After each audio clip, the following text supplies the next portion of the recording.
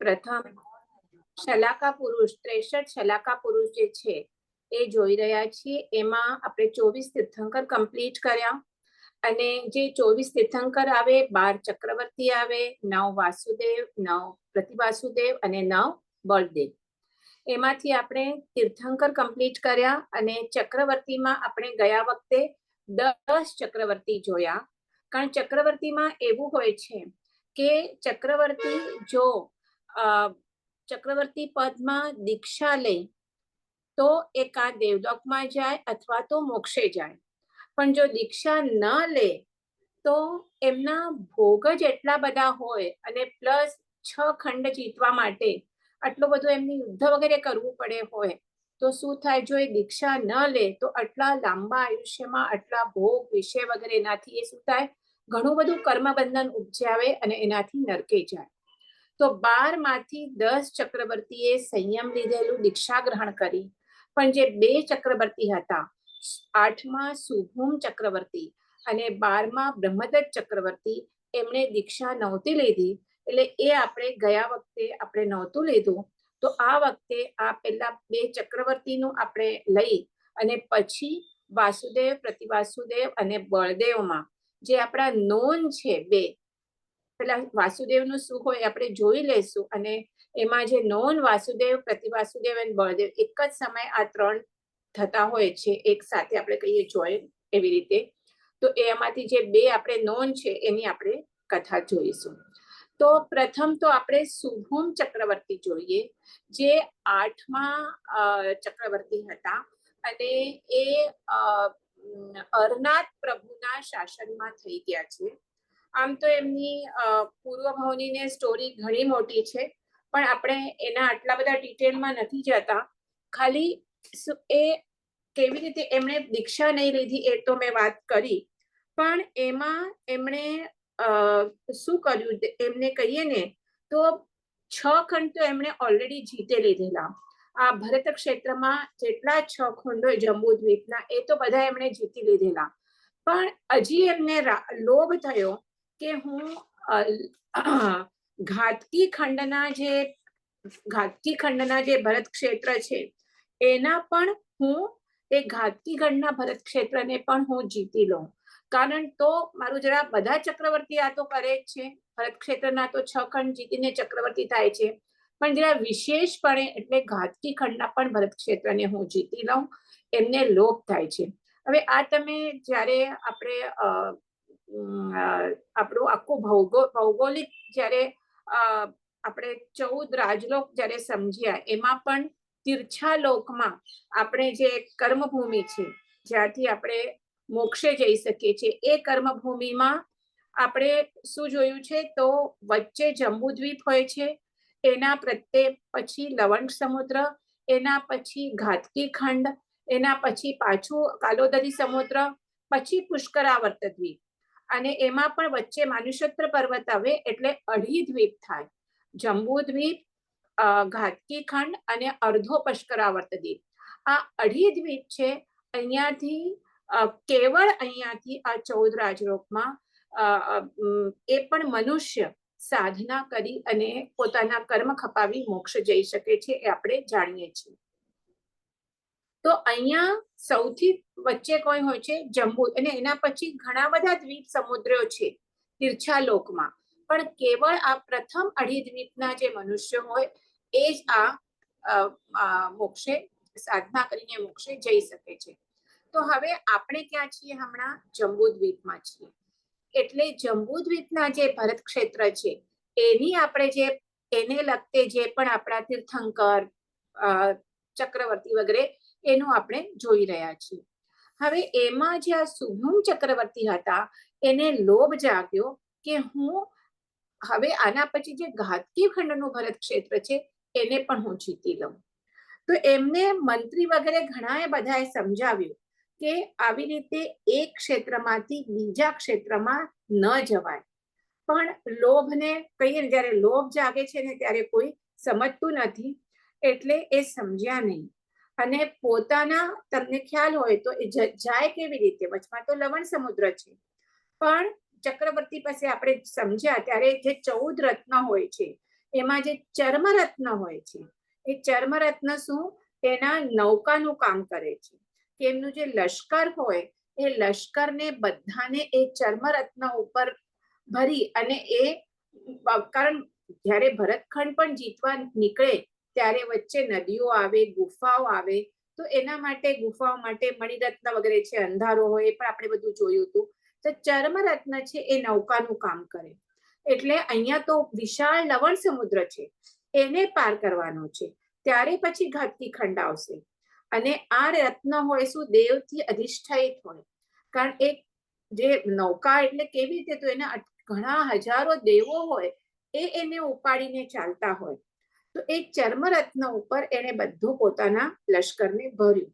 અને જવા લાગ્યું હવે ત્યારે એ કોઈ દેવના મનમાં વિચાર આવ્યો કે અહીંયા આટલા બધા હજારો દેવોથી આ ચર્મરત્ન ઉપાડેલો છે તો હું એક ક્ષણ થોડો ટાઈમ માટે વિસામો લઈશ તો આટલા બધા દેવો છે તો કઈ ચર્મરત્નને થવાનું નથી ઘણા ઠેકાણે મેં એવું પણ સાંભળ્યું હતું કે બહુ લાંબો ટાઈમ લાગશે તો હું મારી દેવાંગનાને મળી આવું એવી રીતે પણ છે પણ બેઝિકલી એમ વિચાર આવે કે હું થોડો ટાઈમ માટે આ ચર્મરત્નને છોડી દઉં કારણ આટલા બધા દેવો છે હવે થાય છે એવું જે એક દેવના મનમાં આ વિચાર આવે છે સેમ વિચાર સેમ ટાઈમે બધા દેવોને આવે છે તો એ શું વિચાર કરે છે કે હું થોડોક ટાઈમ માટે આ ચર્મરત્નને છોડી દઉં તો મારા એકલાથી કઈ ચર્મરત્ન ડૂબવાનું નથી બીજા બધા દેવો છે પણ બધા દેવોને એ જ વિચાર એક જ ટાઈમમાં આવે છે એટલે બધા દેવો એ ચર્મરત્ન શું કરે છે એક જ ટાઈમે એ છોડી દે છે એટલે એ ચર્મરત્ન આખા આ સુભુમ ચક્રવર્તીના લશ્કર સહિત લવણ સમુદ્રમાં ડૂબી જાય છે એટલે આ સુભુમ પણ ત્યાં એમાં જ હતો એટલે પોતાના આખા લશ્કર સહિત એ સુભુમ ચક્રવર્તી એમાં સમુદ્રમાં ડૂબી ગયો અને દીક્ષા તો લીધી નહીં એટલે હમણાં એ ક્યાં છે નરકમાં છે તો આ સુભુમ ચક્રવર્તીની સ્ટોરી હતી અને બીજા 12મા ચક્રવર્તી જે હતા બ્રહ્મદત્ત ચક્રવર્તી તો એની કથા આપણને એ કયા હતા નેમિનાથ ભગવાનના શાસનમાં થઈ ગયા અને એમની જે પૂર્વજન્મની કથા છે ચિત્ત અને સંભૂતિ મુનિની એ આપણને ઉત્તરાધ્યાન સૂત્રના એક અધ્યયનમાં મળે છે ઉત્તરાધ્યાન સૂત્ર બધાને ખ્યાલ હશે કે મહાવીર સ્વામીએ પોતાના અંતિમ સમયમાં કન્ટિન્યુઅસ જે દેશના આપી છે 36 કલાક સુધી જે દેશના આપી છે તો એ કેટલા આમાં સુધી દેશના આપી છે એમણે આપણે જઈએ તો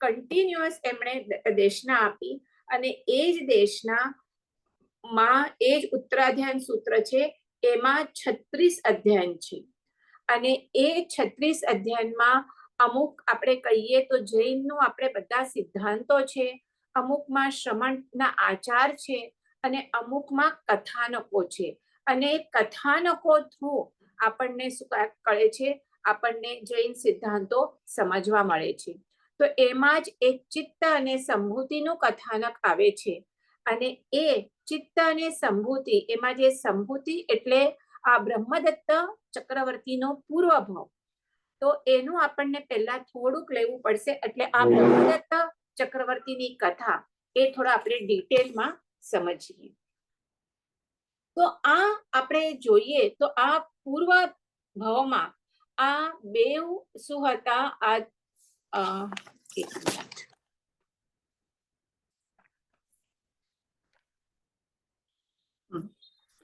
પૂર્વ ભાવમાં આ 4 ગોપાલક હતા 4 ગોપાલક એટલે આપણે કહીએ ને ગાયોને ચરવા માટે લઈ જાય એ હતા અને એ એક વખત એ ગાયોને ચરાવતા હતા ત્યાં એક મુનિચંદ્ર મુનિ કરીને આવે છે અને એમને એક મુનિચંદ્ર મુનિ આવે છે અને એ રસ્તો ભૂલી ગયા હોય છે અત્યંત ક્ષુધા પણ લાગી હોય છે તરસ પણ લાગી હોય છે અને એમાં રસ્તો ભૂલી ગયા હોય છે તો આ 4 ગોપાલક અત્યંત પ્રેમથી એમને પીવા માટે દૂધ આપે છે અને બહુ દુગ્ધપાન કરાવે છે એમને. એટલે મુનિએ એ દુગ્ધપાન કર્યા પછી લાગે છે કે આ 4 ગોપાલક યોગ્ય જીવ છે, એટલે એમને ધર્મનો ઉપદેશ આપે છે.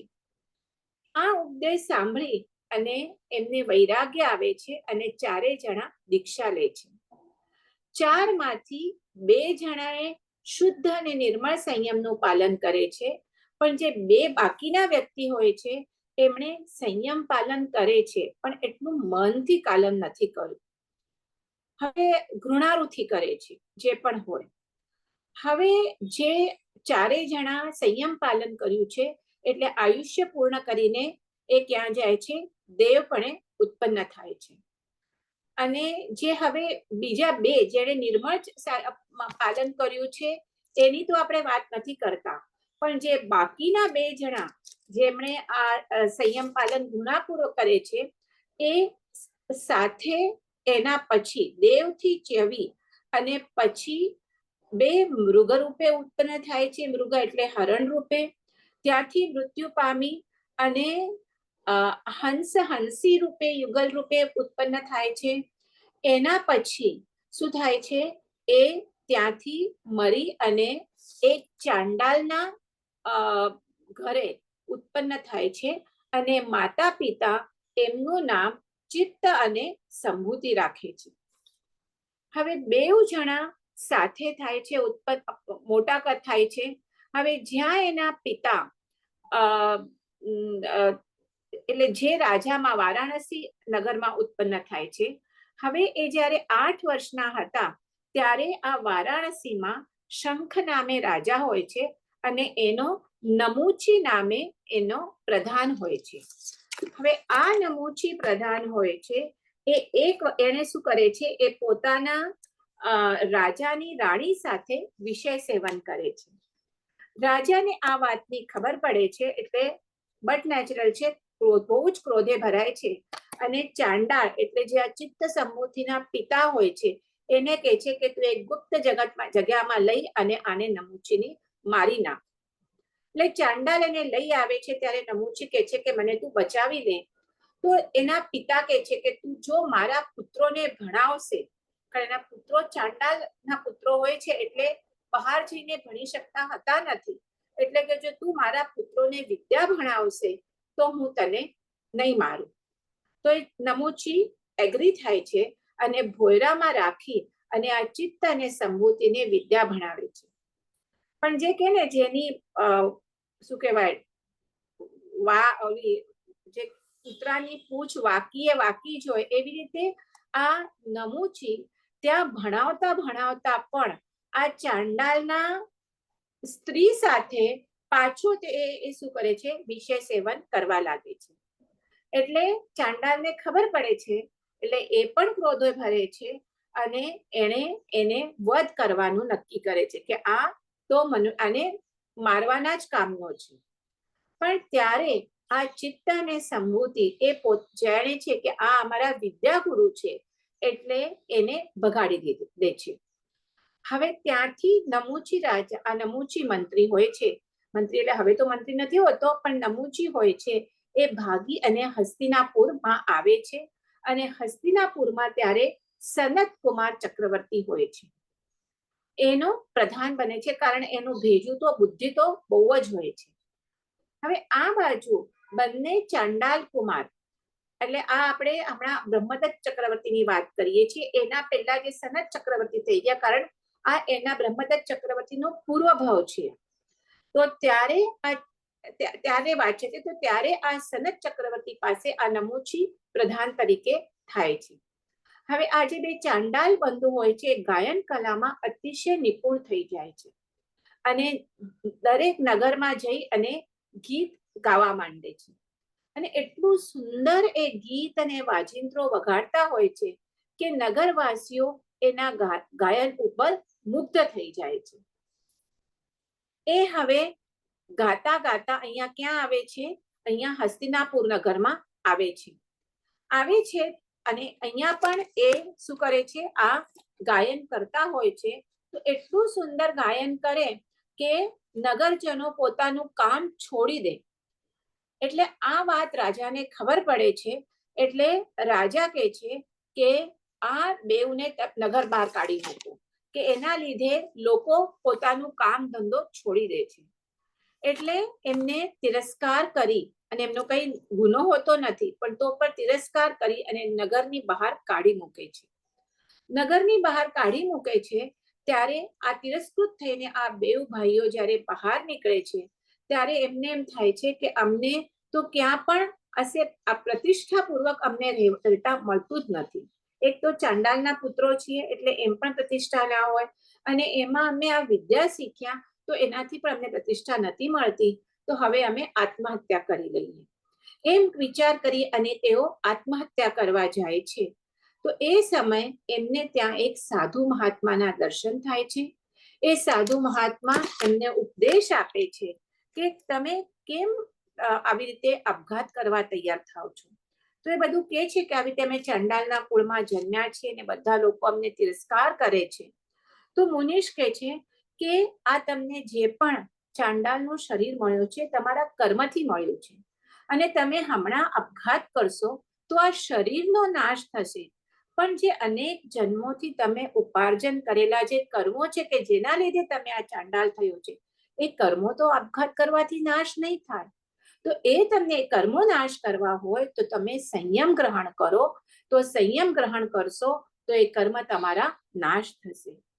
તો આવી રીતે એ સાંભળી અને બેઉ જણાએ દીક્ષા લીધી અને ઘણા શાસ્ત્રોનું અધ્યયન કર્યું પોતાના ગુરુ પાસે રહીને, અને સાથે સાથે છઠ અઠમ વગેરે તપ પણ કરવા લાગ્યા, અને એક ગામથી બીજા ગામે વિહાર કરવા લાગ્યા. વિહાર કરતા કરતા એક વખત તેઓ આ હસ્તિનાપુર શહેરમાં આવે છે જ્યાં આ નમુચી પ્રધાન હોય છે. હવે એક વખત આ માસ છમણનો તપ હોય છે સંભૂતિ મુનિનો. હવે કોણ છે આ? ચિત્ત મુનિ. હવે એ લોકો શું કયા છે? હવે મુનિ બની ગયા છે. એટલે ચિત્ત મુનિ અને સંભૂતિ મુનિ, આ બે મુનિનો આ નગર તપ અને કરતા કરતા અહીંયા હસ્તિનાપુરમાં આવે છે. અને એક વખત માસ છમણને પારણે તેઓ ભિક્ષા પારણું કરવા માટે નગરમાં જાય છે. તો ત્યારે આ નમુચી પ્રધાન એમને જોઈ લે છે, અને એને ખ્યાલ આવે છે કે આ ભલે હમણાં મુનિ વેશમાં છે, પણ આ બેઉ એ જ ચિત્ત અને સંભૂતિ છે જેમને મેં વિદ્યા શીખવાડી છે. અને એને મારું પૂર્વ વૃત્તાંત બધું ખબર છે કે મેં રાજાના રાણી સાથે વિષય સેવન કર્યું, એટલે ત્યાંના રાજાએ કાઢી મૂક્યો. પછી એમના જ માતા એટલે ચાંડાલના પત્ની સાથે વિષય સેવન કર્યું, એટલે એને પણ મને વધ કરવાનું હતું. તો જો આ મુનિ જો રાજાને કે મારું કહી રાખશે, પૂર્વ વૃત્તાંત કરશે, તો અહીંયાથી મને કાઢી મૂકશે. એટલે સેવકોને આદેશ આપ્યો કે આમને કાઢી મૂકો, મારી અને નગરમાંથી બહાર કાઢી મૂકો. એટલે સેવક એમને મારવાનું ચાલુ કરવા લાગ્યું.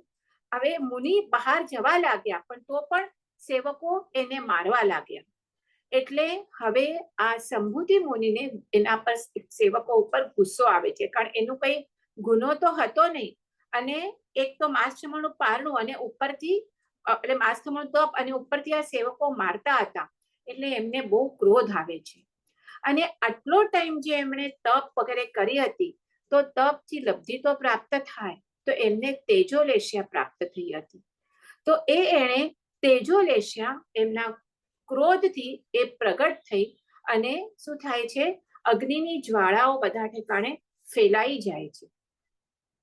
જ્યારે અગ્નિનો જ્વાલાઓ બધા ઠેકાણે ફેરાઈ જાય છે ત્યારે શું થાય છે? નગરમાં હાહાકાર થાય છે. રાજાને ખબર પડે છે, એટલે સનત રાજા એટલે ત્યાં સનત ચક્રવર્તી હોય છે. એ ચક્રવર્તીને ખબર પડે છે, તો તેઓ દોડતા આવી અને મુનિની ક્ષમા માગે છે, અને પોતાના આહાર માટે ઘેર લઈ જાય છે, અને ખૂબ ક્ષમા માગે છે કે અમને મને ક્ષમા કરો. આ વાતની આ ખબર ચિત્ત મુનિને પડે છે કે સંભૂતિ મુનિને આવી રીતે ક્રોધ આવી ગયો છે, અને ક્રોધથી એમણે શું કર્યું છે, આ તેજોલેશા પ્રગટ થઈ છે. એટલે ચિત્તમુનિ પણ ત્યાં આવે છે, એમને શાંત કરે છે કે આપણે મુનિ છીએ, આવો ક્રોધ કરવો યોગ્ય નથી. ત્યાં તો ત્યારે શાંત થઈ જાય છે સંભૂતિ મુનિ. અહીંયા સનત કુમાર મુનિ શું કરે છે, એ સનત કુમાર મુનિ સનત કુમાર ચક્રવર્તી મિચ્છામી દુક્કડમ તપાસ કરાવે છે કે આવી મુનિનું અપમાન કોણે કર્યું. તો ખબર પડે છે કે આ નમુચી મારા પ્રધાને આવી રીતે કર્યું છે. એટલે પાછા એ મુનિ પાસે આવે છે, એને તો દંડ ફટકારે છે, નમુચીને કરે છે. અને એ અહીંયા રાજા પોતાના બધા સ્ત્રીઓ સાથે બેવ મુનિઓ પાસે વંદન કરવા આવે છે. તો જ્યારે વંદન કરવા આવે છે ત્યારે એમની સાથે ચક્રવર્તીની સ્ત્રી રત્ન હોય. મેં કીધેલું ચક્રવર્તીના 14 રત્નમાં એક એમનું સ્ત્રી રત્ન હોય જે અત્યંત સુંદર હોય. તો એમની સ્ત્રી રત્ન સુનંદા એમની સાથે, બીજી રાણીઓ તો હોય છે પણ એ સુનંદા સાથે એ વંદન કરવા આવે છે.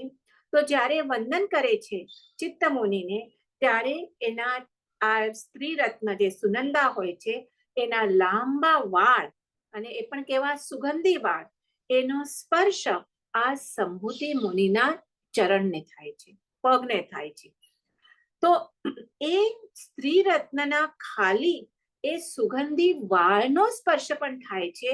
એનાથી આ સંભૂતિ મુનિ ચલિત થઈ જાય છે કે આના વાળનો સ્પર્શ આટલો સરસ છે, આટલો સુખદાયક છે, તો એની સાથે જે ભોગ ભોગવતા હશે તો એ કેટલું સુખદાયક હશે. અને અહીંયા સંભૂતિ મુનિ નિયાણું કરી બેસે છે. એ નિયાણું કરે છે કે જો આટલો હું ટાઈમથી દુષ્કર તપ કરું છું, તો એ તપનું મને ફળ મળતું હોય તો ભાવિ આવતા જન્મમાં હું આવા સ્ત્રી રત્નને ભોગવું. અને એ સ્ત્રી રત્ન તો કેવળ ચક્રવર્તીની જ હોય. એટલે અહીંયા નિયાણું કરે છે કે આ શું થાય છે, બેઝિકલી નિયાણું થાય છે ચક્રવર્તી બનવાનું. અને આ વાતની ખબર પડે છે ચિત્તમુનિની કે સંભૂતિ મુનિએ આવું નિયાણું કર્યું છે. તો ત્યારે એ ઘણું સમજાવે છે, પણ સંભૂતિ મુનિ સમજતા નથી. અને આ નિયાણોની આલોચના કર્યા વગર એ શું થાય છે, કાળધર્મ પામે છે આયુષ્ય. અને છેલ્લે જ્યારે છેલ્લે આ બેવ મુનિ શું કરે છે, અનશન કરી અને કાળધર્મ પામે છે. અનશન કરી કાળધર્મ પામે છે ત્યારે પ્રથમ તો એ સૌધર્મ દેવલોકના નલિની ગુલ્મ વિમાનમાં ઉત્પન્ન થાય છે. એટલે બેવ સાથે ઉત્પન્ન થાય છે. દેવલોકનું આયુષ્ય પૂર્ણ થતા ચિત્તમુનિ, જેનો જીવ ચવી અને પુરીમતાલ નગરીમાં એક ધનાઢ્ય વણિકને ત્યાં જન્મે છે. મોટો થયા પછી એ શું થાય છે, એક મુનિનો ઉપદેશ સાંભળીને દીક્ષા ગ્રહણ કરે છે. સંભૂતિનો જીવ જેણે નિર્ણય કર્યું છે, એટલે દેવલોકમાંથી ચવી અને શું થાય છે, એ આ ચક્રવર્તી બને છે. ચક્રવર્તી બને નથી, પહેલા તો શું થાય છે, એ પહેલા એ કાંપિલ્ય નગરના બ્રહ્મરાજાની પટરાણી ચુલની દેવના ત્યાં ઉદરમાં અવતરે છે, ચ્યવન કરે છે.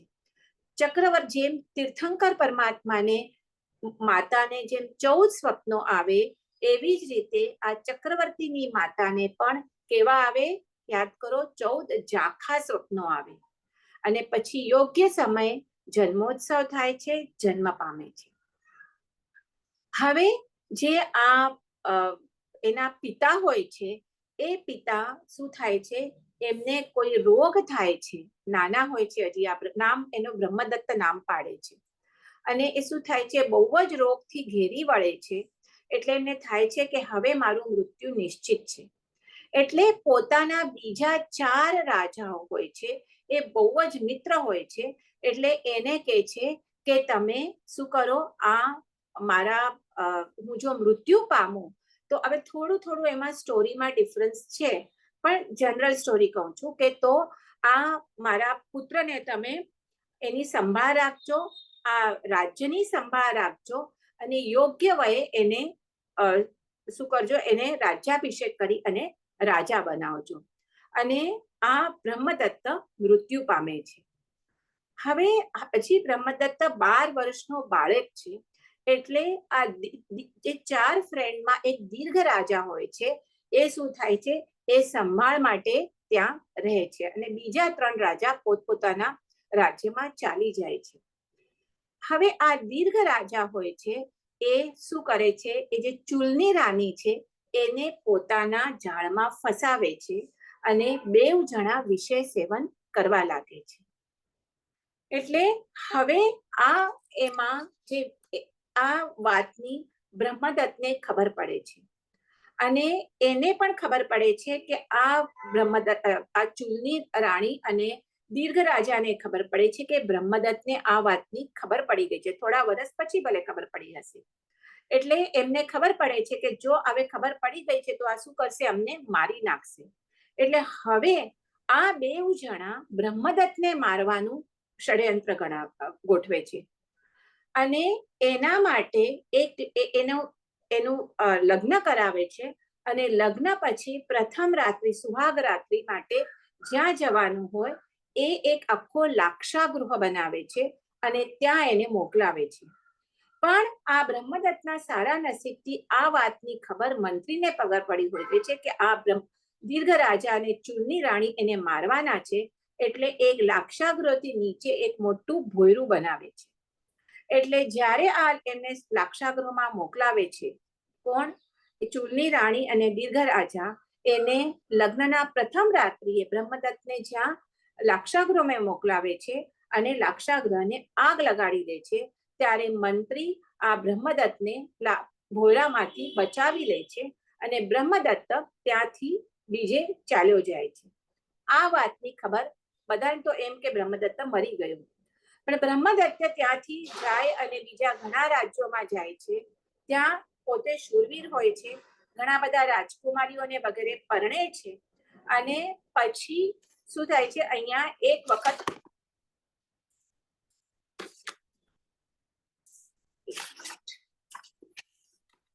પરણી અને એ ત્યાં રાજા વગેરે બને છે. હવે એ કરે ત્યાં રાજાની સેનાને લઈ, કારણ રાજા બને છે, ઘણી રાજકુમારીઓને પરણ્યો હોય છે, એટલે સેનાને લઈ અને પોતાના નગરમાં પાછો આવે છે. દીર્ઘ રાજાને શું કરે છે, મારે છે અને પોતાનું રાજ્ય પોતે, જે પોતાનું એકચ્યુઅલ રાજ્ય છે ત્યાં રાજા બને છે. પણ આ ચક્રવર્તી બનવાના હોય છે, હજી તો એને કઈ ખબર હોતી નથી, હજી ચક્રવર્તી નથી બન્યા, પણ યોગ્ય સમયે એના આયુધ શાળામાં ચક્રરત્ન ઉત્પન્ન થાય છે અને 14 રત્નો પણ ઉત્પન્ન થાય છે.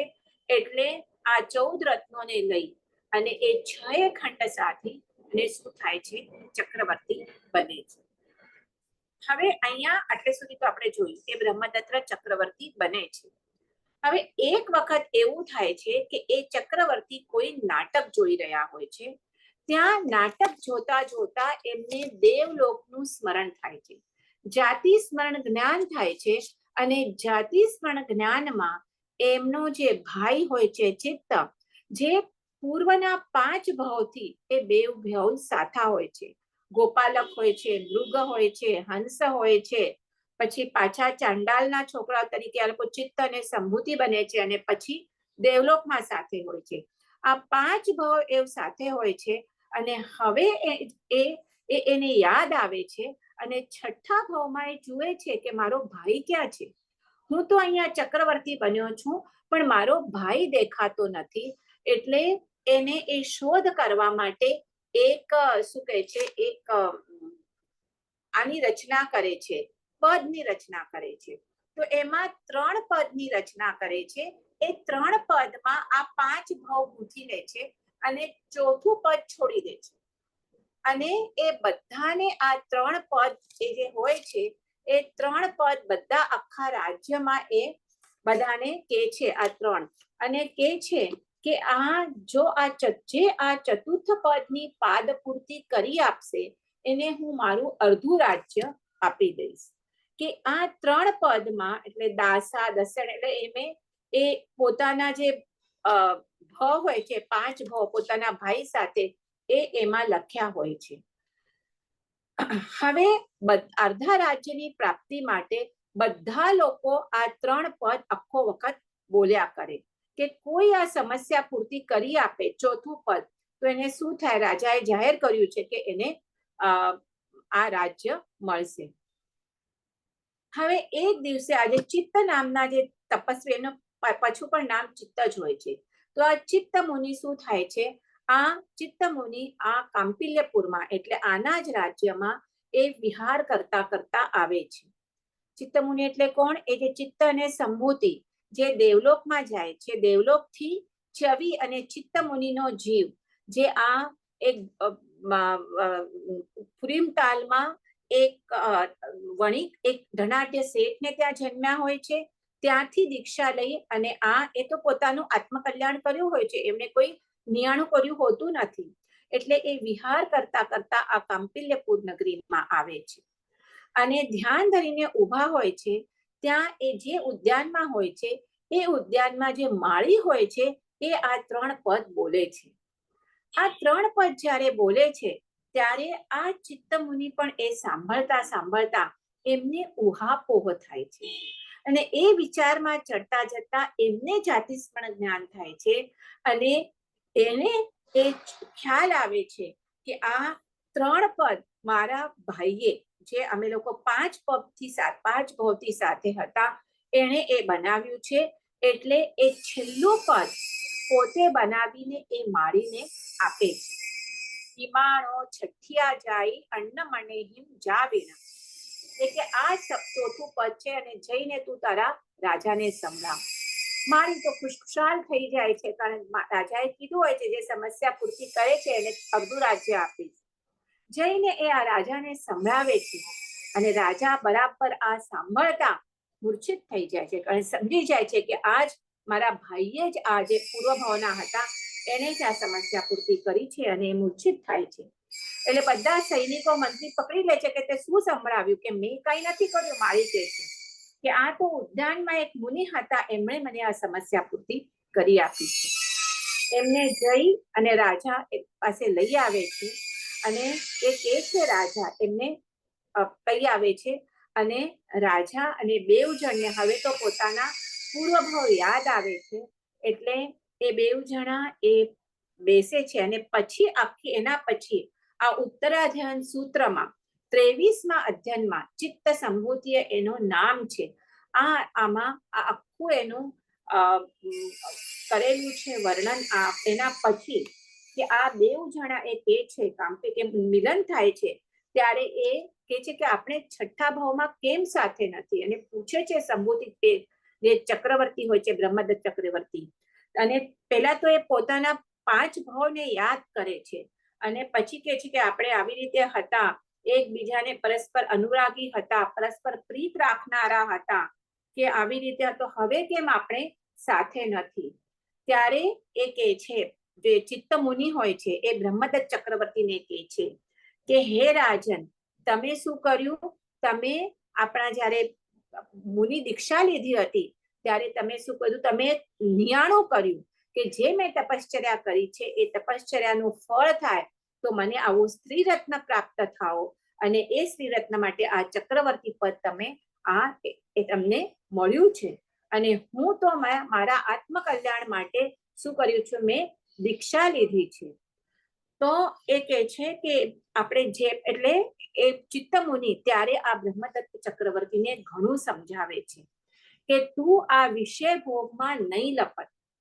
પણ બ્રહ્મદત્ત ચક્રવર્તી સમજતો તો નથી કે એ કહે છે કે ઉલટાનું એ કહે છે કે આ ચિત્ત મુનિને કહે છે કે તમે આ પંચેન્દ્રિયના ભોગો ભોગવ્યા નથી એટલે મને આ ઉપદેશ આપો છો કે તમે મારી પાસે બધા ભોગો છો, કે તમે આ મુનિપણાને છોડી દો અને મારી પાસે આવો અને આટલા બધા પંચેન્દ્રિયના બધા જાતના વિષય ભોગો મારી પાસે છે, હે ચિત્ત તમે એનો ઉપભોગ કરો.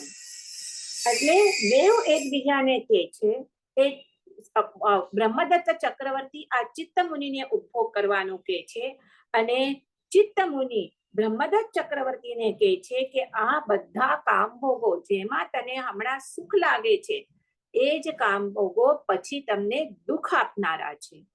એટલે ઘણો સમજાવે છે, એ કરે છે, પણ આ સમજતા નથી. કોણ? અને આખું આના ઉપર આ આખું એક અધ્યયન છે કે એ ઘણું સમજાવે છે કે આ મનુષ્ય જીવન કેવું છે, અનિત્ય છે, અશાશ્વત છે, કે આપણે પહેલા પણ આપણા અશુભ કર્મ હતા એટલે આપણે ચાંડાલ જાતિમાં આપણે જન્મ લીધો હતો. એટલે ઘણું સમજાવે છે કે તું આપણે શુભ અનુષ્ઠાન નથી કરતા તો મૃત્યુ પામીને શું થાય છે, આપણી દુર્ગતિ થાય છે. તો તું હવે તમે સમજી જાઓ અને તમે શું કરો, આ બધા વિષય ભોગીને છોડી અને દીક્ષા લો. પણ આ રાજા સમજતા નથી, ચક્ર આ કરે. એટલે ચિત્તમુનિ તો ત્યાંથી ચાલી જાય છે.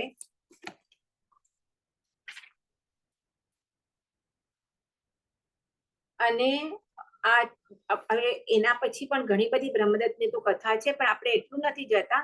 પણ આપણે બેઝિકલી આ બ્રહ્મદત્ત ચક્રવર્તી આ જ વિષય ભોગોને ભોગવતા પોતાનું લાંબુ આયુષ્ય, કેટલું 64,000 કે કેટલા વર્ષનું છે, ઘણા વર્ષમાં એમણે 16 વર્ષ, 600 વર્ષ એ ચક્રવર્તીપણામાં એમણે વ્યતીત કર્યા અને અંતે શું થયા, નરકમાં ગયા.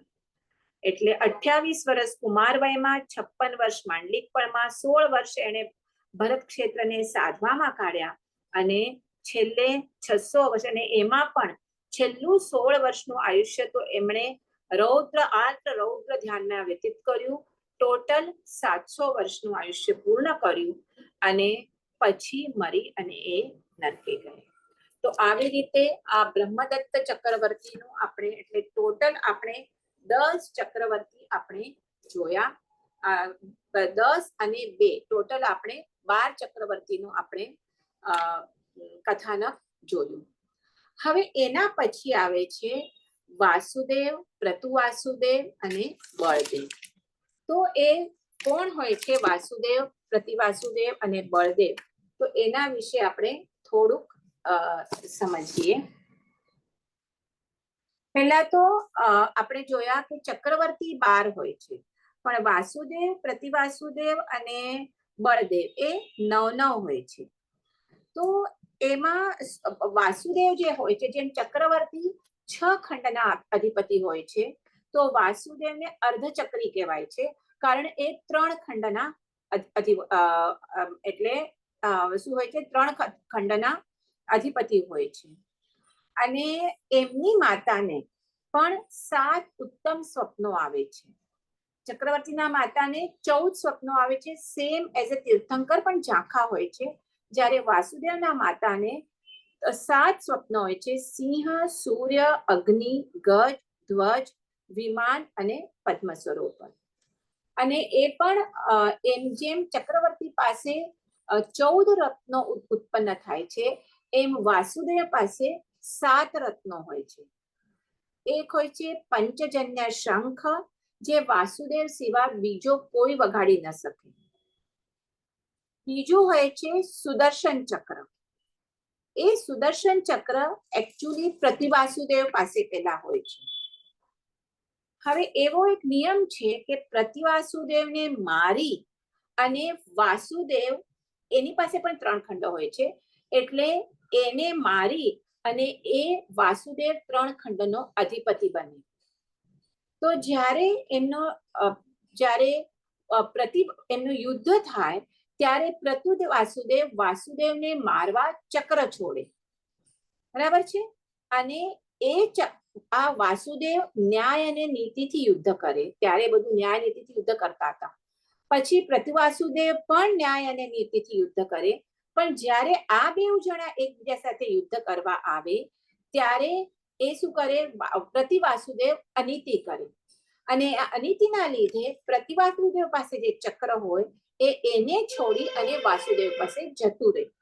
અને પછી વાસુદેવ એ જ ચક્રથી શું કરે, પ્રતિવાસુદેવનો વધ કરે અને એ 3 ખંડનો અધિપતિ બની જાય. તો તમને એના એક્ઝામ્પલ કહીશ એટલે તમને યાદ આવશે. પહેલા હું ખાલી આ 7 ચક્રોનું નામ લઈ લઉં છું. 7 મેઇન જે ચક્ર રત્ન છે, એમની પાસે રત્ન છે, એ રત્ન પહેલું પંચજન્ય ચક્ર, બીજું સુદર્શન ચક્ર. એના ઉપર તમને ખ્યાલ આવી ગયો છે કે કોણ વાસુદેવ છે.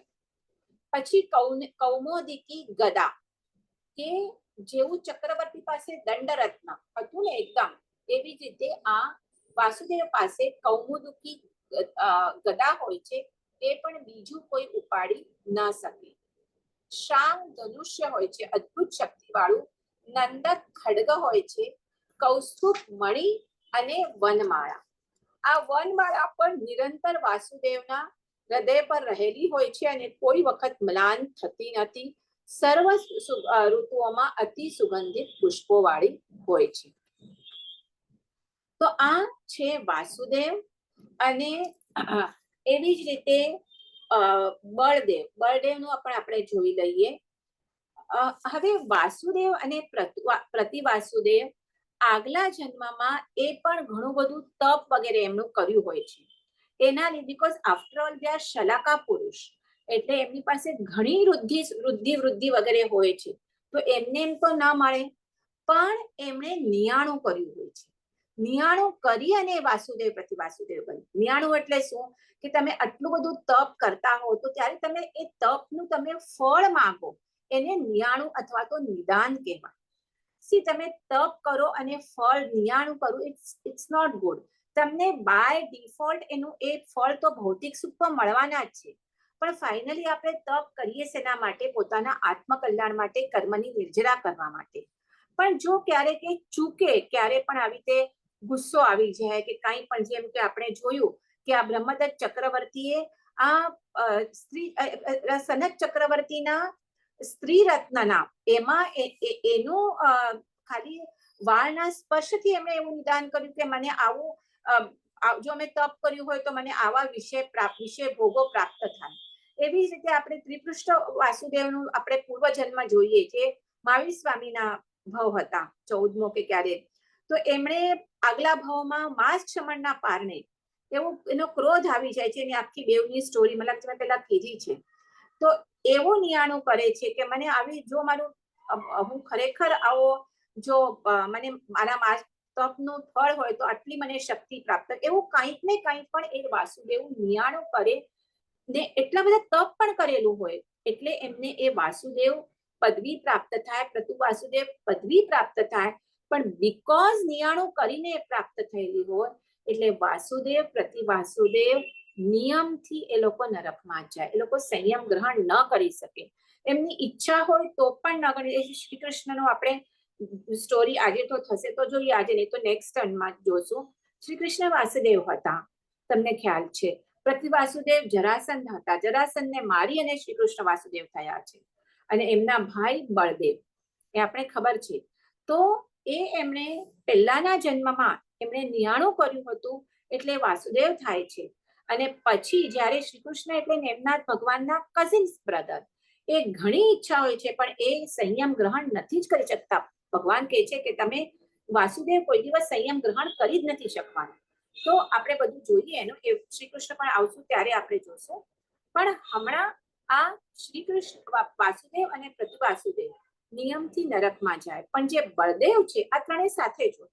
જે મેં તમને શ્રી કૃષ્ણનું એક્ઝામ્પલ આપ્યું કે શ્રી કૃષ્ણ વાસુદેવ, જરાસંધ પ્રતિવાસુદેવ અને એમના ભાઈ બળરામ એ શું હોય છે? બળદેવ હોય છે. તો હવે જે બળદેવ હોય છે એનું પણ આપણે થોડુંક જોઈએ.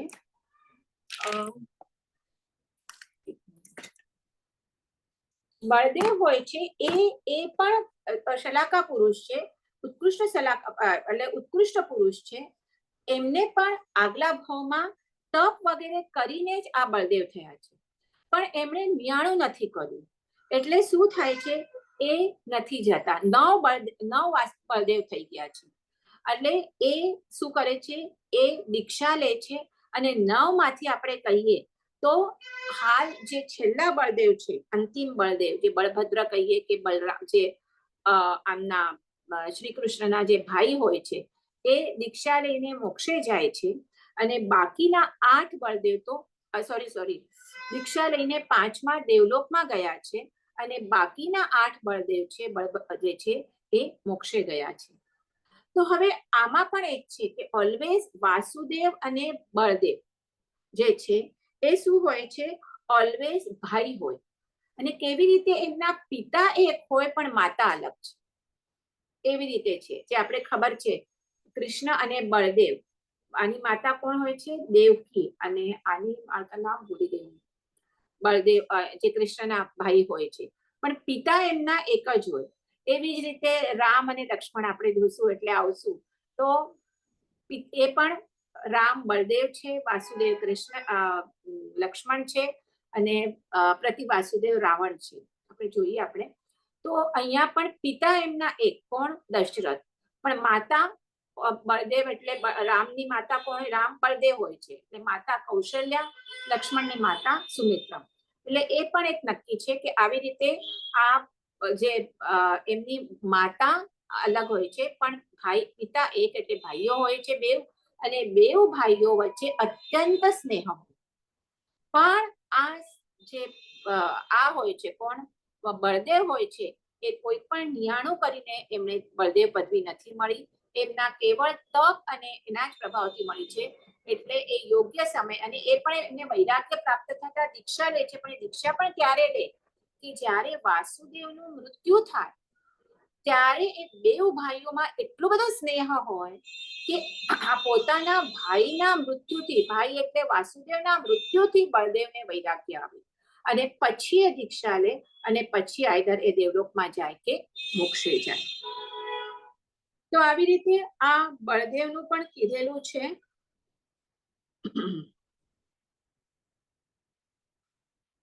જીવનમાં અંતમાં તો હવે આપણે મેં કીધું એવી રીતે 9 બળદેવ, 9 વાસુદેવ, પ્રતિ વાસુદેવ અને બળદેવ થઈ ગયા છે. એમાંથી એક તો આપણે આમાંથી ખાલી 2 જ ની જોશું. એક તો આપણને આ ખબર છે મુનિસુરત સ્વામીના શાસનમાં સૌથી પ્રથમ વાસુદેવ ત્રિપૃષ્ઠ વાસુદેવ નો જીવ, જે આપણે ખબર છે કે જેમણે જે મહાવીર સ્વામીનો પૂર્વ ભાવ હતા, કે જેમણે આ બધી જે ખીલા ઠોકાણા જે આપણી સ્ટોરી છે કે એમણે શ્રીકૃષ્ણ વાસુદેવના ભવમાં એમણે પોતાના શૈયા પાલકના કાનમાં ધગધગતું સીસું રેડાવ્યું, કારણ એમને ઓલા જે ગાયન વાદન વાળા હતા એમને એમના નિદ્રા આવ્યા પછી એમનું ગાયન વાદન બંધ નહીં કર્યું. એટલે જ્યારે જાગી જાય છે આ ત્રિપૃષ્ઠ વાસુદેવ, ત્યારે બહુ જ ગુસ્સો આવે છે શૈયા પાલક પર, અને એમના કાનમાં શીશુ ધગધગતું રેડાવે છે. એ કર્મ બાંધેલું મહાવીર સ્વામીના ભયમાં ઉદય આવે છે, અને એના કાનમાં જે આ શૈયા પાલકનો જીવ હતો એ ગોવાળ બને અને એના કાનમાં ખીલા ઠોકે છે. એક વાસુદેવ છોડી અને બીજા બધા વાસુદેવ, પ્રતિ વાસુદેવ, આમાંથી આપણે ખાલી 2 જ જોશું જે આપણને ખબર છે. બધા વાસુદેવ પ્રતિ વાસુદેવની સ્ટોરી કઈ તો યાદ પણ નહીં રહે, એટલા માટે આપણને ખબર છે એ જ આપણે જોઈએ. એમાંથી મુનિસુરત સ્વામીના સમયમાં રામ બળદેવ હતા, રામ લક્ષ્મણ અને રાવણ, જેની સ્ટોરી આપણને બધાને ખબર છે, એટલે એને પણ કહેવાનું કઈ અર્થ નથી.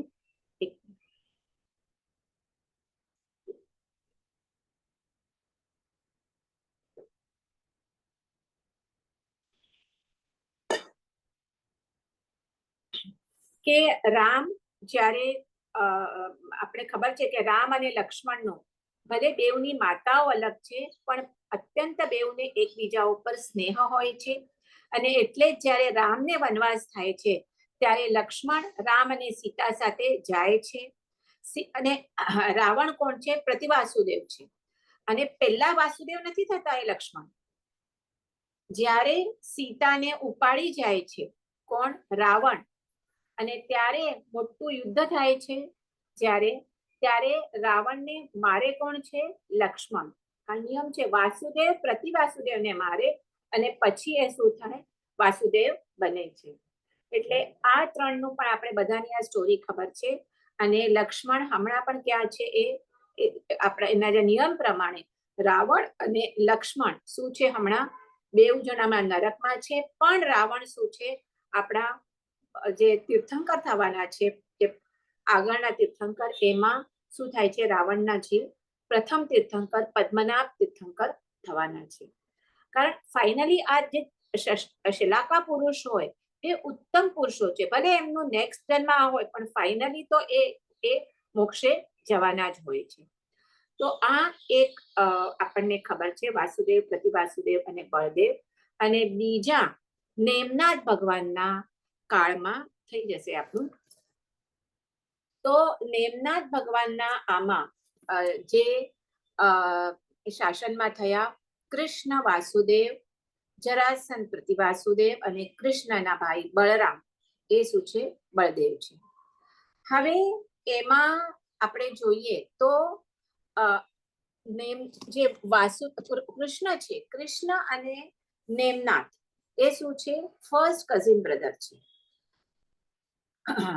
એટલે એની પણ આપણે થોડી, કૃષ્ણની ઘણી મોટી કથા છે, આપણે જોઈએ જેટલું આપણે જોઈ શકીએ એટલું.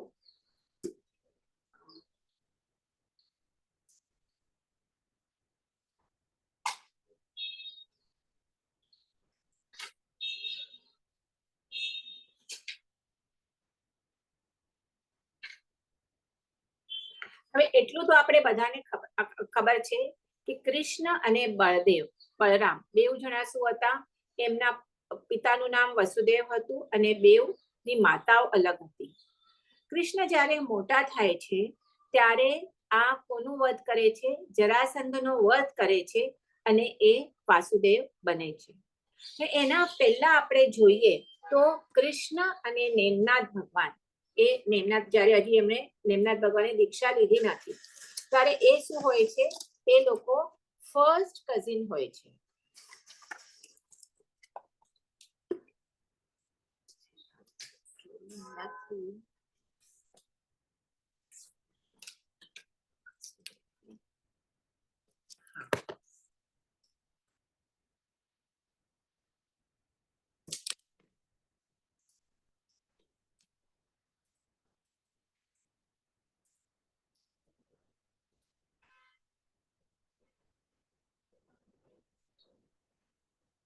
તો જ્યારે કૃષ્ણ વાસુદેવ થાય છે ત્યારે એમના વાયુદ શાળામાં આ બધા આપણે ચક્રો 7 આપણે કીધા, રત્ન કીધા, એ રત્ન તો એમના ઉત્પન્ન થયેલા હોય છે.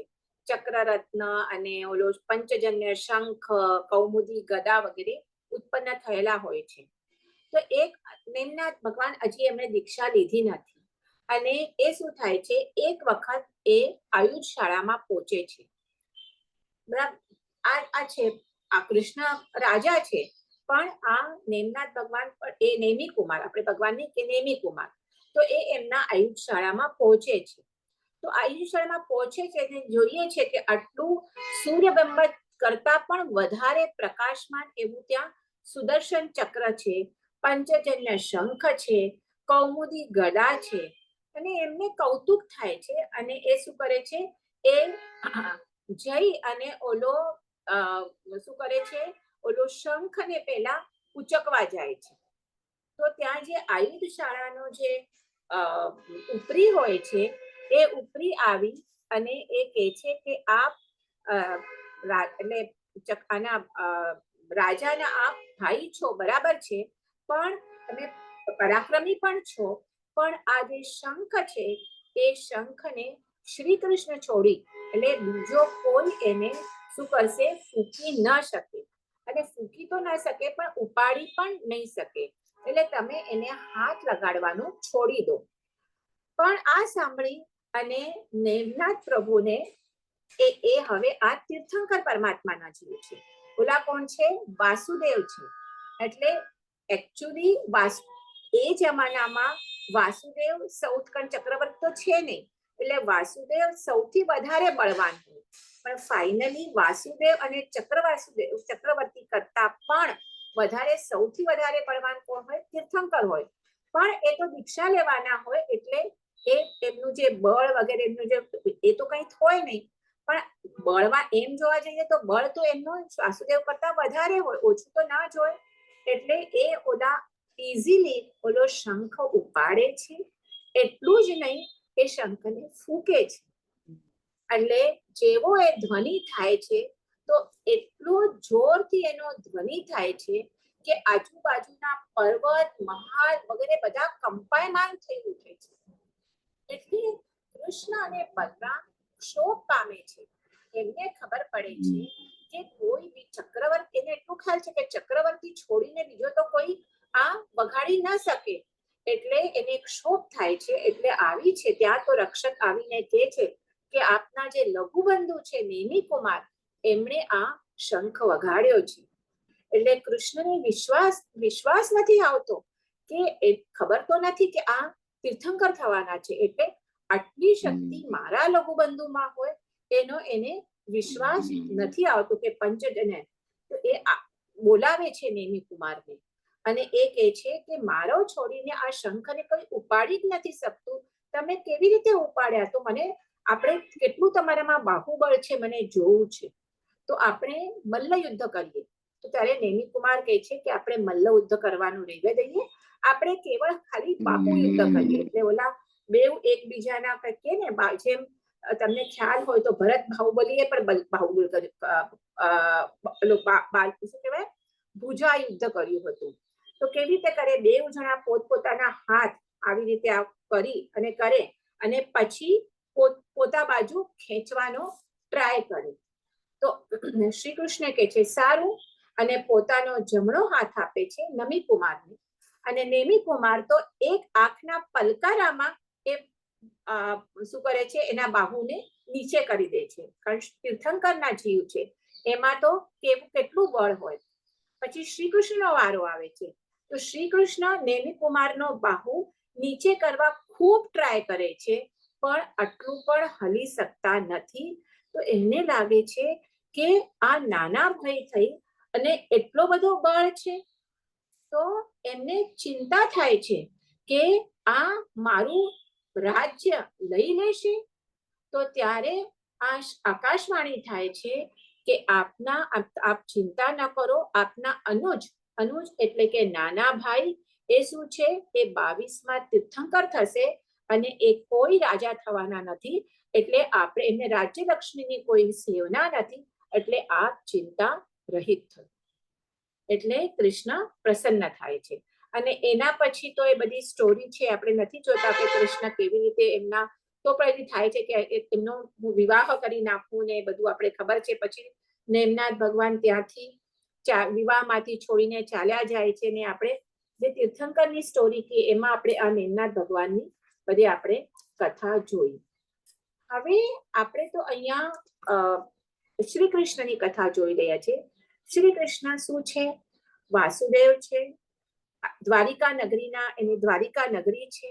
અને હવે આ બાજુ નેમનાથ ભગવાન થાય છે, એટલે દીક્ષા લે છે. નેમિ કુમાર સાધના કરે છે, કેવળ જ્ઞાન ઉત્પન્ન થાય છે અને તીર્થંકર બને છે. અને આ પણ જ્યારે હોય નેમનાથ ભગવાન આજુબાજુ, ત્યારે કૃષ્ણ એમને વંદન કરવા માટે જાય.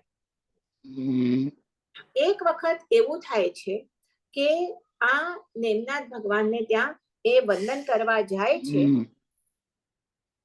અને ત્યારે આ પૂછે છે, કોણ? કૃષ્ણ, કે આ દ્વારિકા નગરીનું ફ્યુચર શું છે?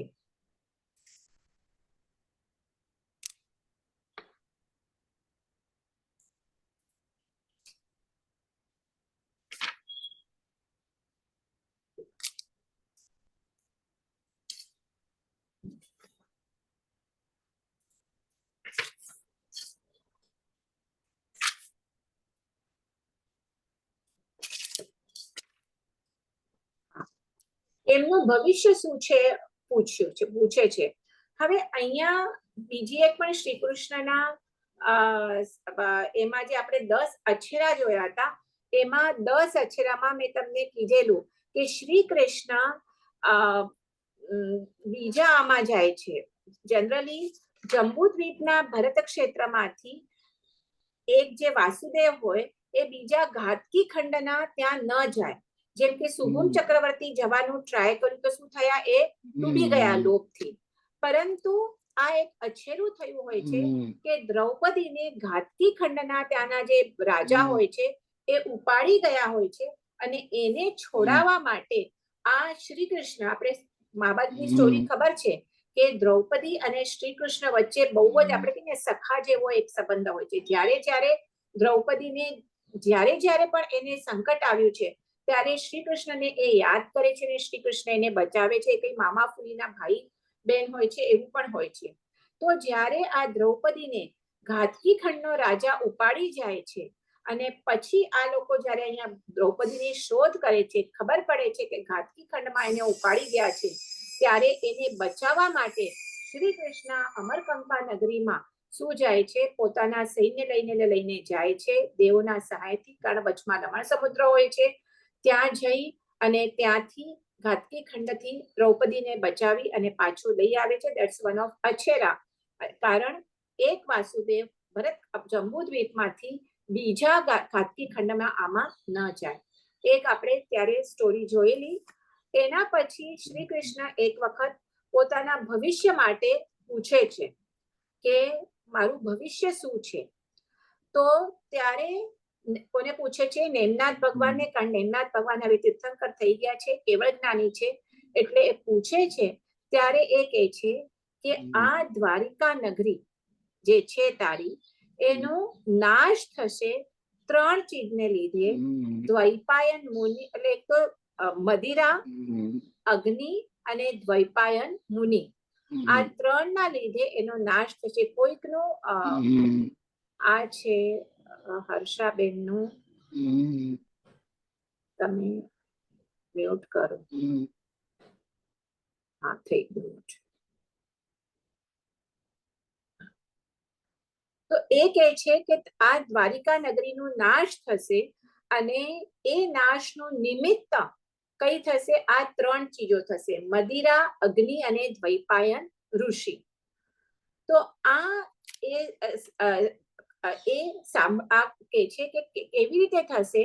તો કે આ જે દ્વૈપાયન જે ઋષિ છે એને યાદવ કુમાર, જે સાંબ વગેરે યાદવ કુમાર છે, એ શું કરશે? એને મારશે. મદિરામાં મત્ત થઈ અને એનું અપમાન કરશે, એને મારશે. એટલે દ્વૈપાયન મુનિ છે એ પણ તપસ્વી હતા, એટલે તપસ્યાથી એ નિયાણું કરશે. શું નિયાણું કરશે? કે હું આ દ્વારિકા નગરીને બાળી નાખીશ, અને એ નિયાણું કરી બેસશે. તો આવી રીતે એ કોણ કે છે? નેમિનાથ ભગવાન આ શ્રી કૃષ્ણને કહે છે.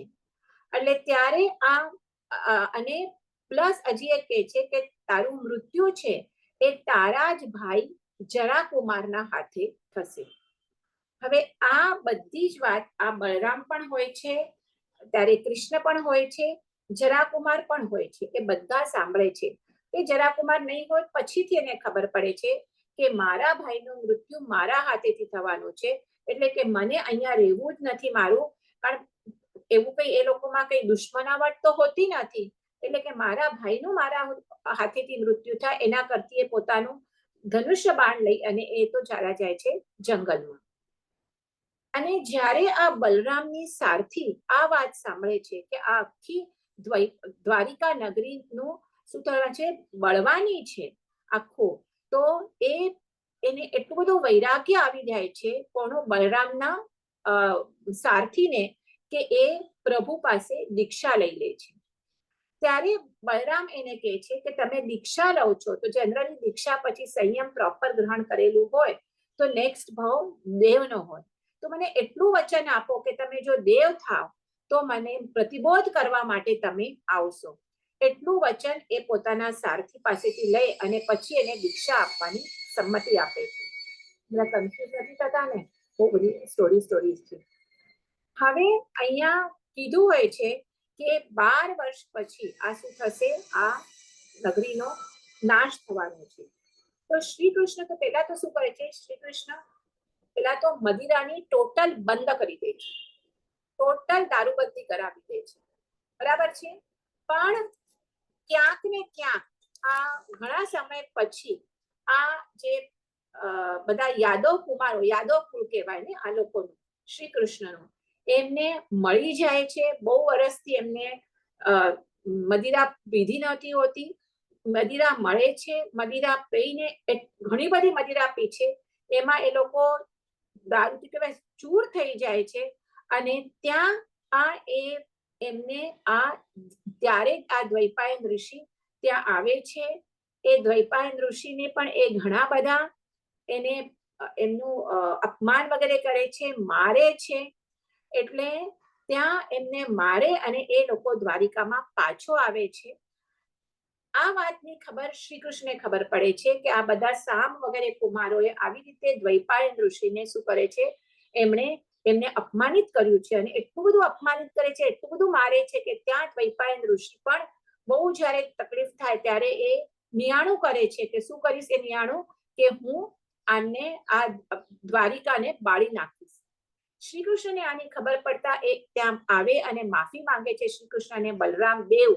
ત્યારે દ્વૈપાયન કરે છે કે હવે મેં તો ઓલરેડી નિયાણું કરી નાખ્યું છે, એટલે તમને બે ને છોડી અને બાકી આખા નગરીનો હું નાશ કરીશ. પછી એ નથી માનતા દ્વૈપાયન મુનિ, એટલે બેવ આગળ તો પાછા નગરીમાં પાછા આવે છે. અને શ્રી કૃષ્ણ ઘોષણા કરે છે કે હવે જો આ દ્વારિકા નગરીને બચાવવી હોય તો એક જ ઉપાય છે કે તમે નગરીમાં બધા વ્રત અને તપ કરો, અને બધા જણા તો જ એ વ્રત અને તપના બળથી એ બાળી નહીં શકે. આ બાજુ દ્વૈપાયન ઋષિ મરી અને અગ્નિકુમાર નામના દેવ થાય છે. દેવને શું હોય? અવધિ જ્ઞાન હોય. અવધિ જ્ઞાનથી પૂર્વભાવ જાણે છે અને એમને પાછો ક્રોધ આવે છે.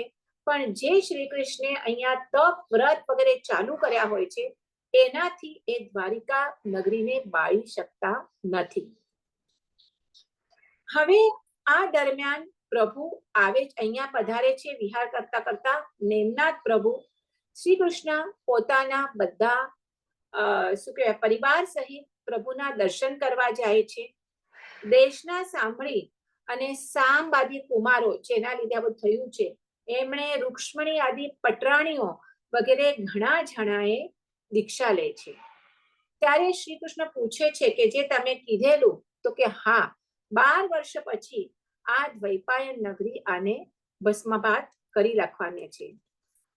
શ્રી કૃષ્ણ ખૂબ દુઃખ પામે છે અને કહે છે મને પણ સંયમ ગ્રહણ કરવું છે, પણ એ સંયમ ગ્રહણ નથી કરી શકતા, કારણ વાસુદેવ છે. એટલે ખૂબ દુઃખ કરે છે કે હું કેમ સંયમ ગ્રહણ નથી કરી શકતો. ત્યારે પ્રભુ કહે છે કે તમે આટલા દુઃખી ન થાઓ, કે ત્રણેય કાળમાં કોઈ વાસુદેવ ક્યારે પણ દીક્ષા નથી લઈ શકતા, પણ તમે ચિંતા ન કરો.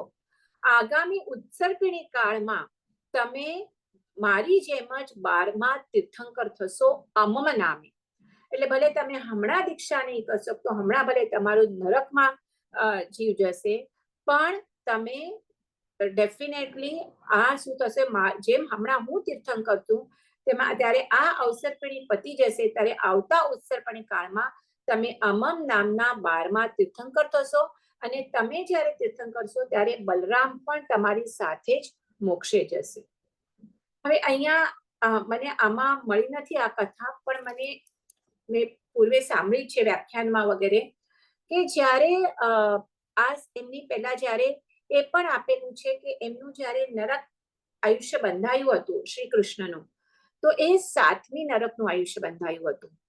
પણ જ્યારે એ બધાને ખબર પડે છે કે શ્રી કૃષ્ણને વંદન કરવા જાય છે, તો એમના ઘણા બધા મુનિઓ હોય છે નેમિનાથ ભગવાનના. તો એમને વંદન કરવા જાય છે, તો બધા પ્રભુને તો એ વંદન કરે છે જ વિધિવત, પણ સાથે સાથે ઘણા બધા મુનિઓને એ વંદન કરે છે. તો જ્યારે એ કે છે નેમનાથ ભગવાન એમને કે આ તમારું આવતું તમે નારકમાં જવાના છો, તો એ અને પરંતુ તમે આટલું બધું તમે શોક નહીં કરો. તમે જ્યારે એ આટલા બધા વંદન કરે છે આટલા બધા મુનિઓનો, ત્યારે એમની 3 કે 4 નરક કપાઈ જાય છે. મને એક્ઝેક્ટ યાદ નથી. 7મા નરકમાંથી મોસ્ટલી 4 નરક કપાઈ જાય છે અને સીધા એ 3જી નરક પર આવી જાય છે. તો જ્યારે એ સાંભળે છે, ખબર પડે છે શ્રી કૃષ્ણને, તો કે મુનિને તમને વંદન કરવાથી તો હું હજી પાછું વંદન કરું તો મારી બીજી નરક પર કપાઈ જાય. તો ત્યારે એ ના પાડે છે કે હવે નહીં, એ તો તમને ખબર નહોતી ને તમે ભાવપૂર્વક વિધિપૂર્વક વંદન કર્યા ત્યારે આટલી બધી નરક કપાઈ ગઈ છે. આ મેં કથા પહેલા સાંભળી છે. થોડુંક આમાં આગળ મને એક્ઝેક્ટ નરક ખબર નથી, 3 નરક કપાય છે કે 4 નરક કપાય છે, પણ આટલી કથા મેં સાંભળી છે, તો એ તમારી સાથે શેર કરું છું.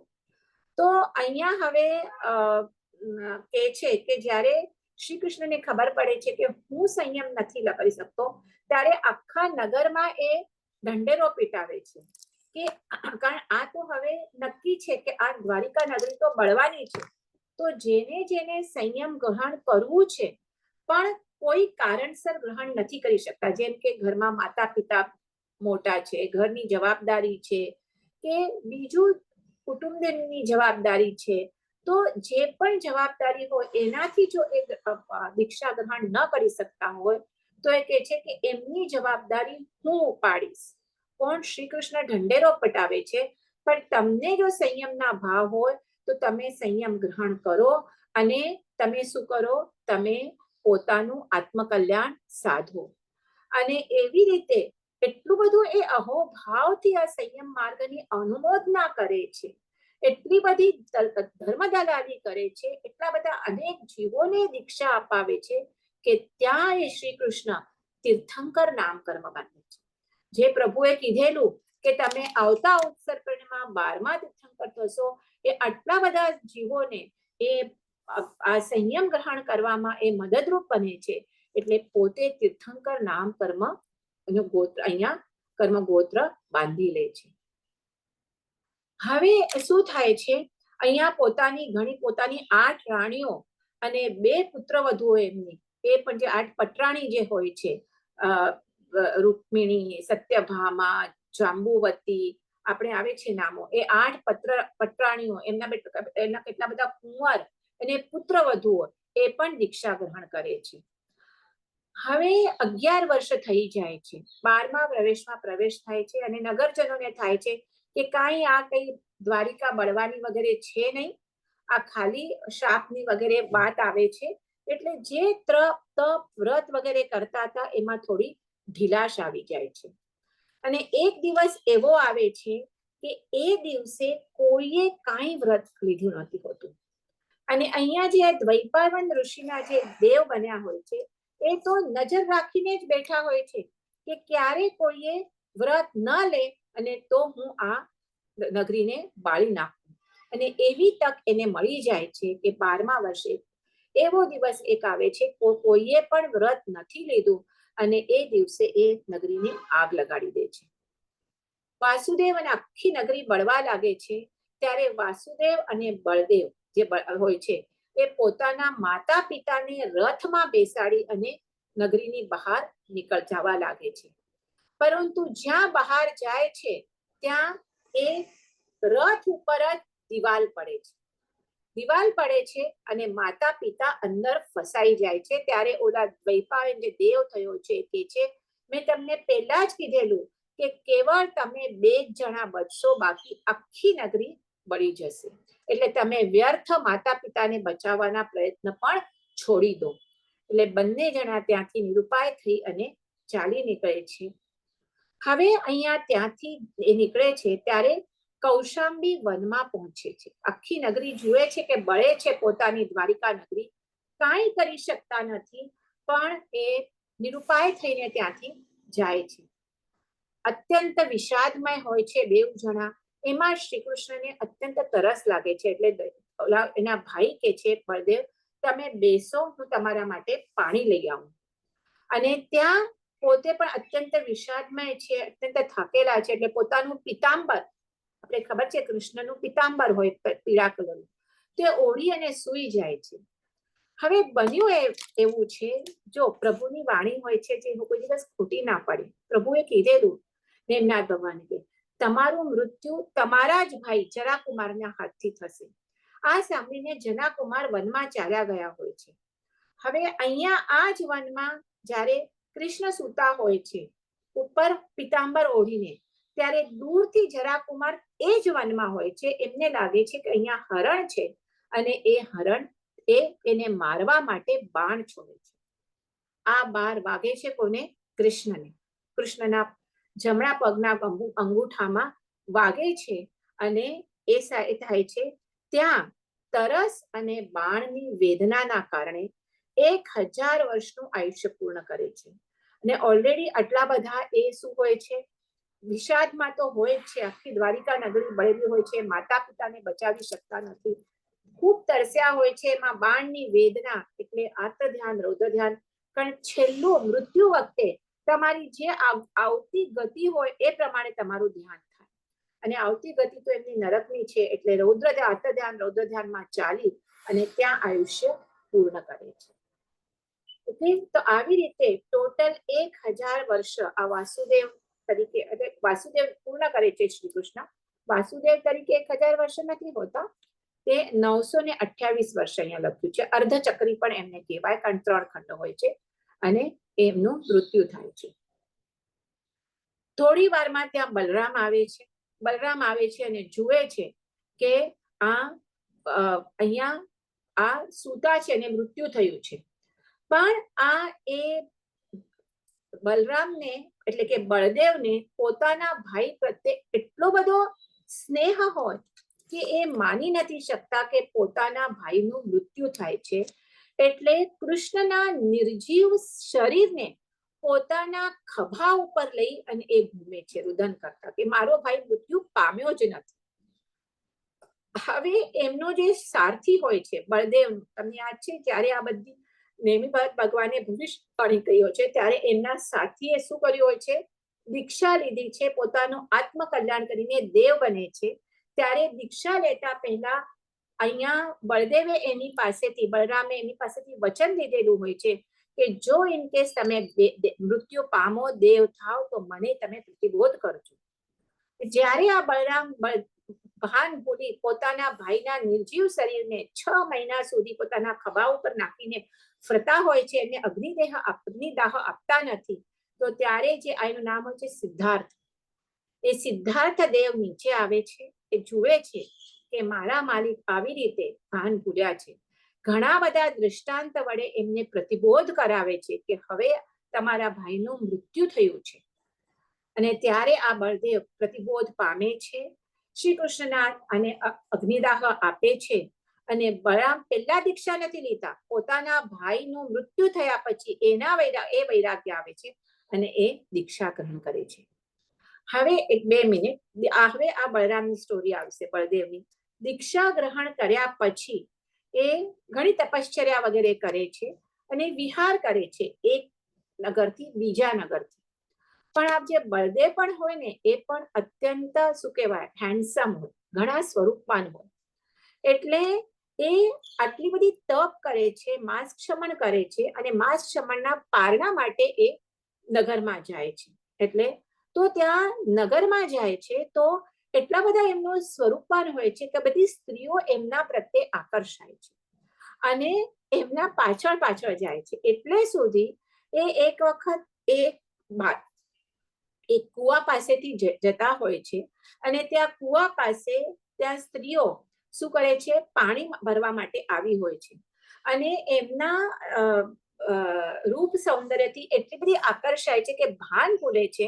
અને જે પાણી ભરવા માટે જે ઓલું હોય ને, જે એમનું શું કહેવાય, એનું વાસણ હોય, એના દોરડાનું ગાળીઓ બનાવે અને એ વાસણમાં લગાડી અને પછી એ વાસણ નીચે નાખે અને પછી એને ઉપર ઉચકી લે.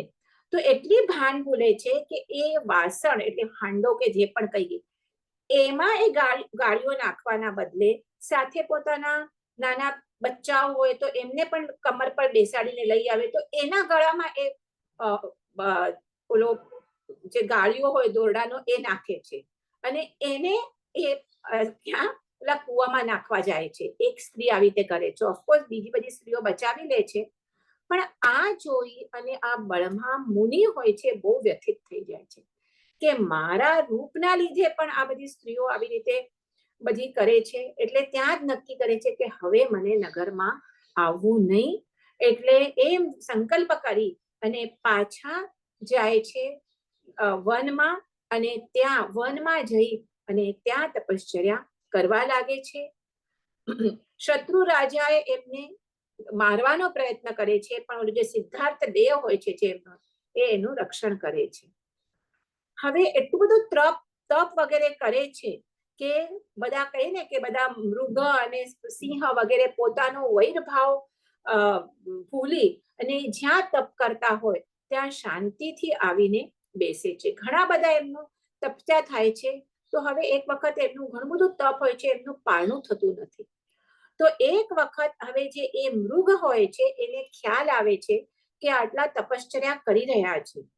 તો ત્યાં એક કઠિયારો વૃક્ષ કાપવા માટે આવે છે અને વૃક્ષ કાપી અને પછી ભોજન માટે પોતાનું ભાથું ખોલીને બેસે છે.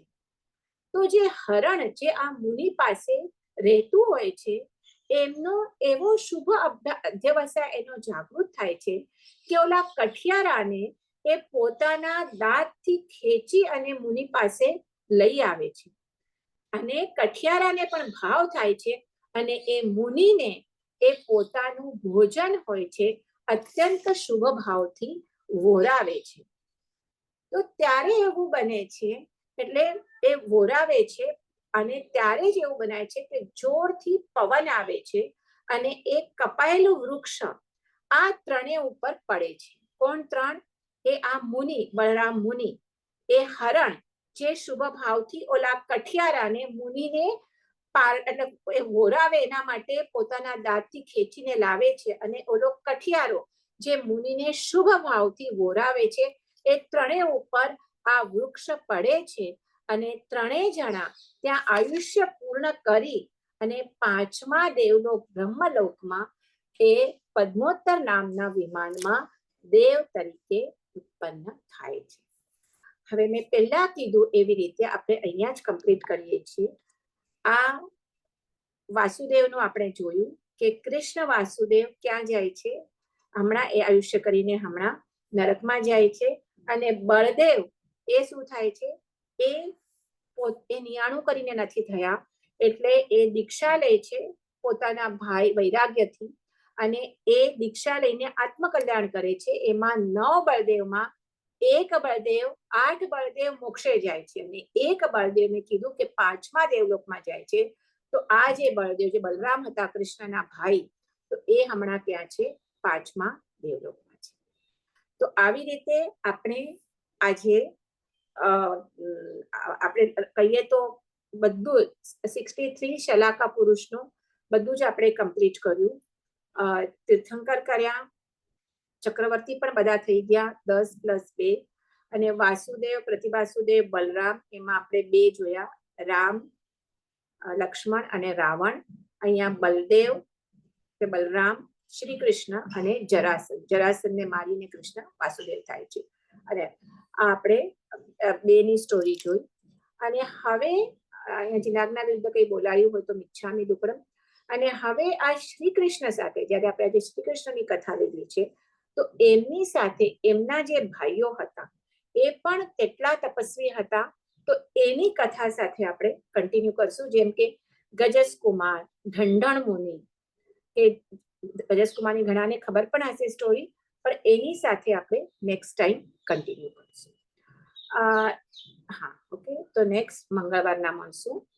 ચલો, આજે આપણું અહીંયા જ કમ્પ્લીટ કરીએ છીએ. કોઈને કંઈ પૂછવું છે? જો કોઈ પૂછતા નથી પણ હું દર વખતે પૂછું છું, નહીં તો પછી કંઈ પૂછવું છે કોઈને? ના. ઓકે, ચલો પછી નેક્સ્ટ ટાઈમ આપણે મળીએ. જય જય.